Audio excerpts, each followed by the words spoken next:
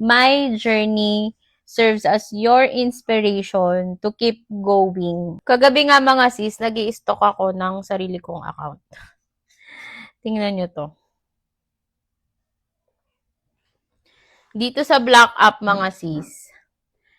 Yan, Black App. And then, i-search nyo sa yan, search bar yung name ko. Kakatuwa kasi lumalabas na yung name ko tapos nakalagay Fioni Cancer, Fioni Birthday, Fioni Cancer Shop, nakakaloka. So, searchable naman ako. And then, pag kinlik mo yung mismong profile ko, ito yung mga lumalabas. Ayan. Ayan o, di ba? Kalbo pa ako. During chemotherapy. Yan yung bagong opera ko, bagong mastectomy. Yan, mga... Ang dami ko rin palang nagawang videos. Graduate ako sa radiation. Yan. Dami. Twice lang ako. Dahil tapos na ako sa chemotherapy, So, bakit ko to pinapakita sa inyo mga sis? Alam nyo, buti na lang, nagkaroon ako ng lakas ng loob na i-document yung journey ko. Kasi, even me, sobrang na-amaze ako kung paano ako i-carry ni Lord sa journey ko na to mga sis. Hindi naman ako to eh. Hindi ko to sariling lakas. It's the Lord's. Kaya umabot ako sa gantong point ng buhay ko.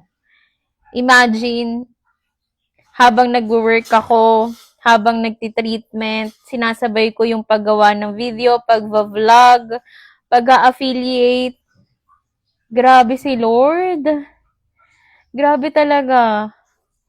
And sobrang all glory belongs to Him alone lang, mga sis.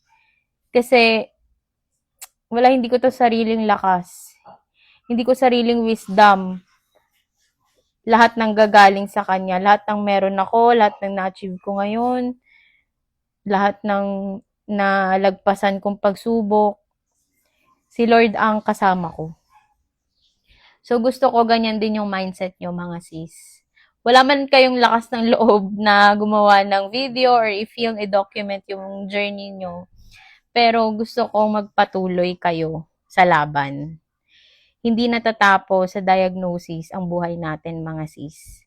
Hindi ang cancer ang magsasabi na end of the world na. 'Di ba? May Diyos tayo na siya ang final judgment and final say sa buhay natin. So hangga't may laban tayo, gusto ko magpatuloy lang tayo.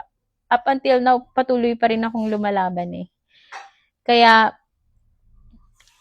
yung mga bagong diagnose pa lang dyan, yung mag-start pa lang, natatakot pa lang, my journey serves as your inspiration to keep going.